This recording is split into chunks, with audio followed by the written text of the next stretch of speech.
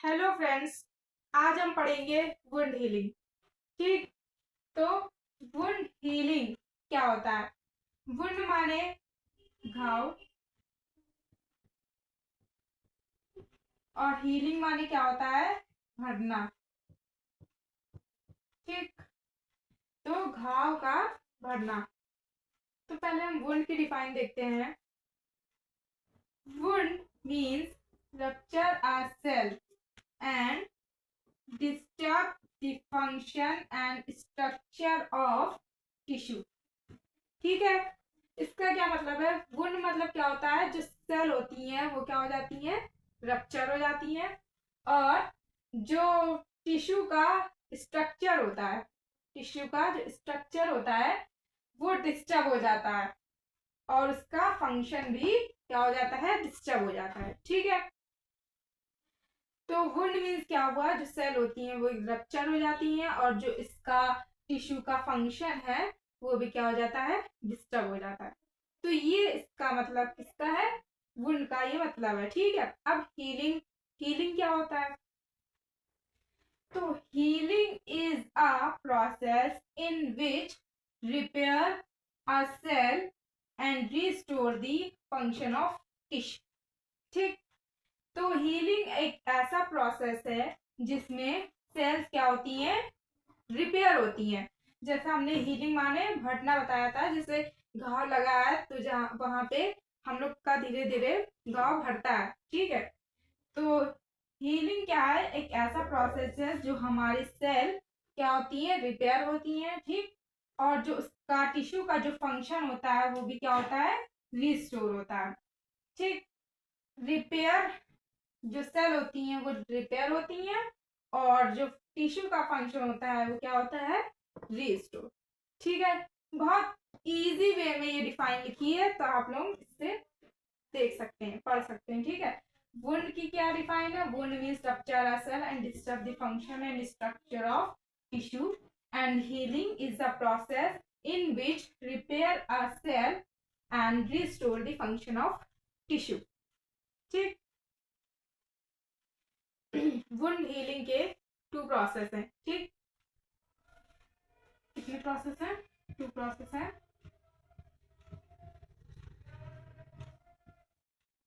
पहला है रीजनरेशन। पहला क्या है?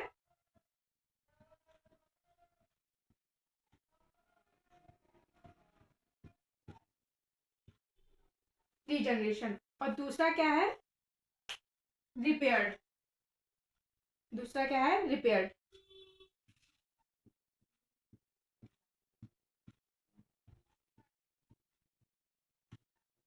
तो रीजनरेशन में क्या होगा? Formation of new sales. New sales का क्या होगा? फॉर्मेशन होगा। तो formation of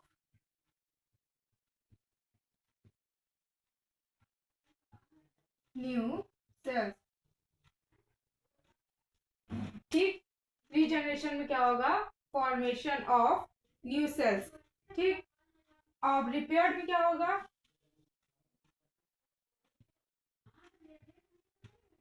repairing a rupture cell। इसमें क्या होगा? रिपेयरिंग अ रप्चर सेल और रीजनरेशन में क्या होगा? Formation of new cell. तो कौन से दो हैं? टू प्रोसेस है, रीजनरेशन और रिपेयर्ड। कौन सा? रीजनरेशन और रिपेयर्ड। ठीक,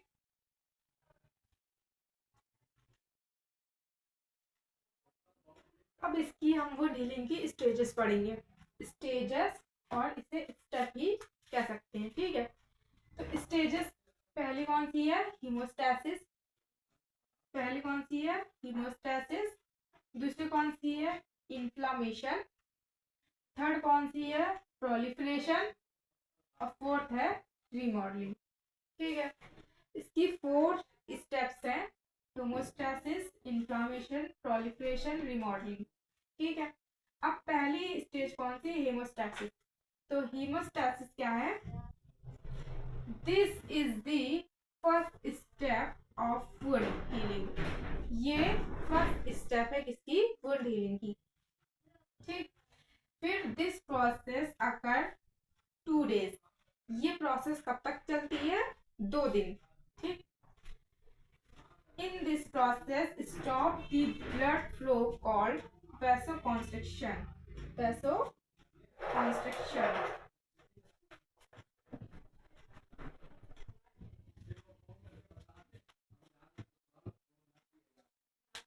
इसमें क्या है जी प्रोसेस? इसमें क्या है, अगर ब्लड फ्लो स्टॉप हो रहा है तो हम उससे क्या कहते हैं? वेसोकॉन्स्ट्रिक्शन कहते हैं। ठीक है, तो हीमोस्टैसिस क्या है? ये फर्स्ट स्टेप है इसकी वुंड हीलिंग की, और ये 2 दिन तक चलती है।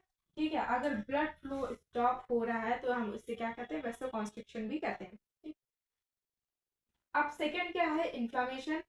इन्फ्लामेशन में क्या है? The next step of wound healing. ये क्या है? दूसरा स्टेप ऑफ वुंड हीलिंग का। This process occur 24 hours. 24 hours तक ये चलती है। ठीक है, 24 घंटे। आफ्टर इंजरी, इंजरी होने के बाद ये 24 घंटे तक ये प्रोसेस रहता है।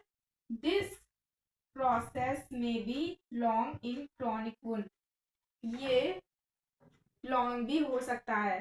ठीक है, अगर इन्फ्लामेशन हो गया है, जिस जहाँ पे वुंड है वहां पे इन्फ्लामेशन हो गया है काफी देर तक अगर है, तो 24 आवर तक तो चलता ही है, और इसे क्या कहते हैं? क्रॉनिक वुंड भी कहते हैं।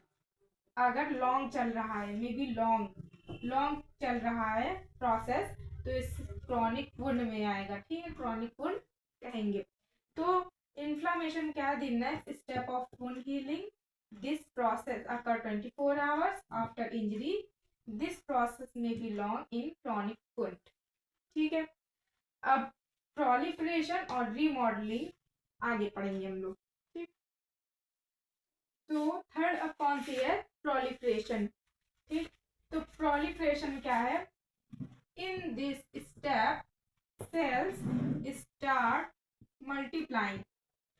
इस स्टेप में क्या है? जो सेल्स हैं वो मल्टीप्लाइंग हो जाएंगी, और जो restore the function and structure of cells, और जो सेल्स का स्ट्रक्चर है और जो फंक्शन है वो वापस क्या होने लगेगा? रिस्टोर होने लगेगा।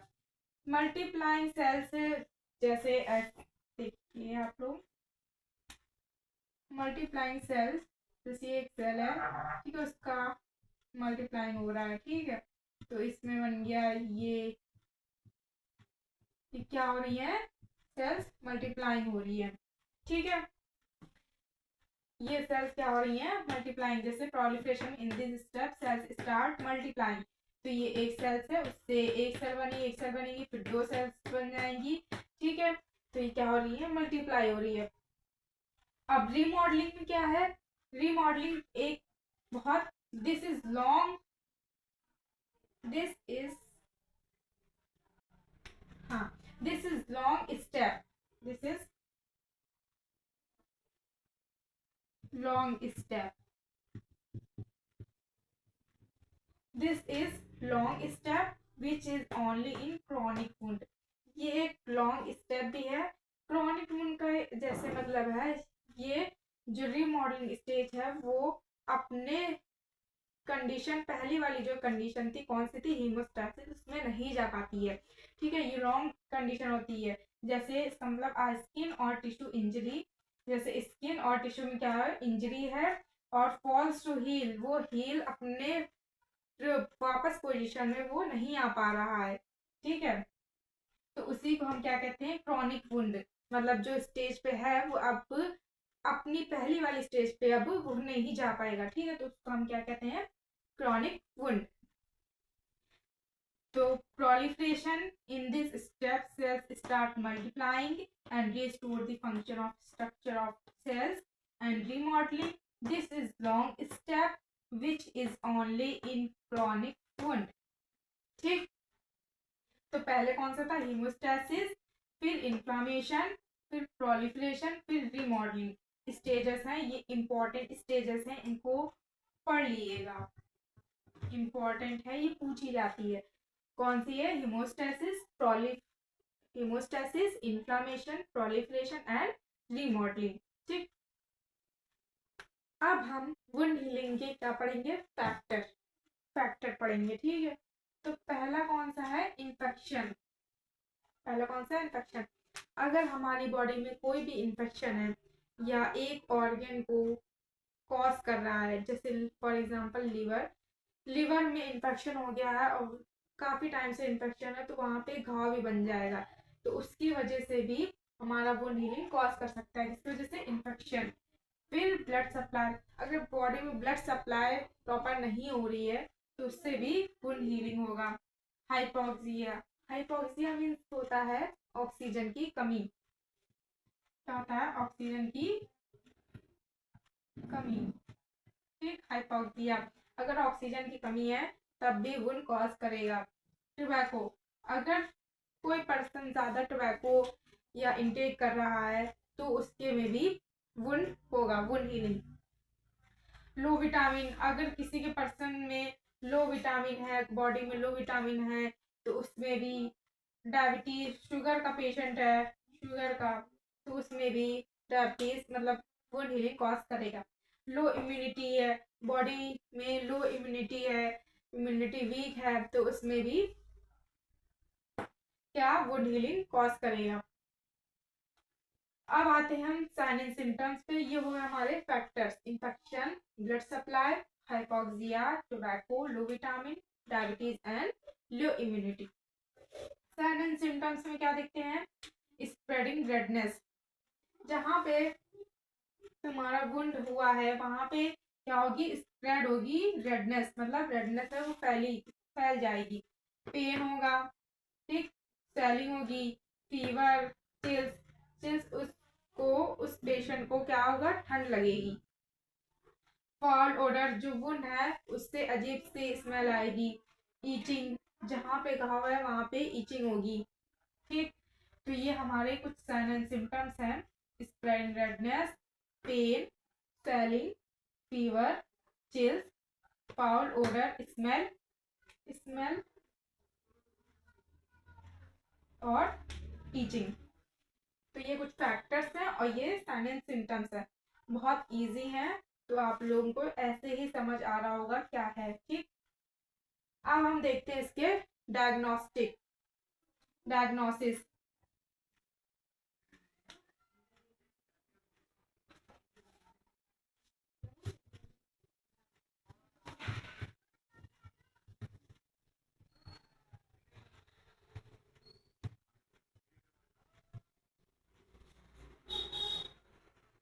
तो डायग्नोसिस में क्या होगा,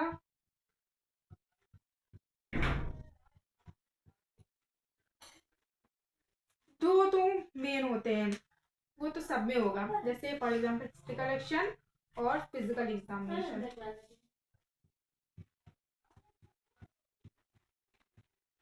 हिस्ट्री कलेक्शन और फिजिकल एग्जामिनेशन,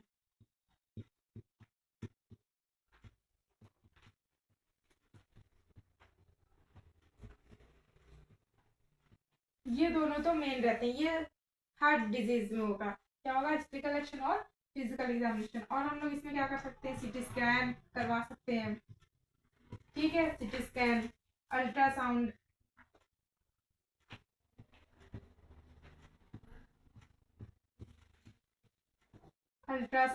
और मेन सीबीसी।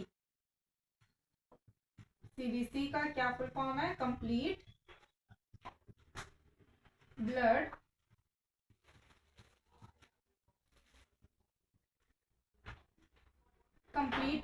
काउंट। ठीक है, और क्या करवा सकते हैं, history collection, physical examination, CT scan, ultrasound, CBC और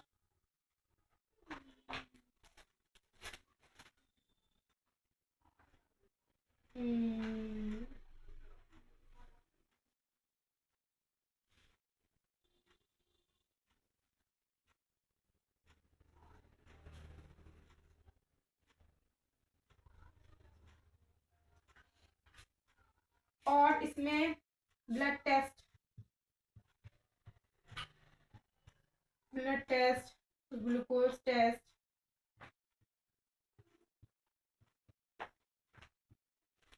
ब्लड टेस्ट, ग्लूकोज टेस्ट, ये कुछ डायग्नोस्टिस है।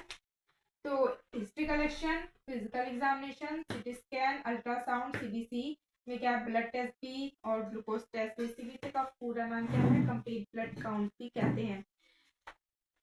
तो हमने इसमें गुड हीलिंग की डिफाइन पढ़ी, स्टेजेस पढ़े, फैक्टर पढ़े, साइन एंड सिम्टम्स पढ़े और डायग्नोसिस पढ़े।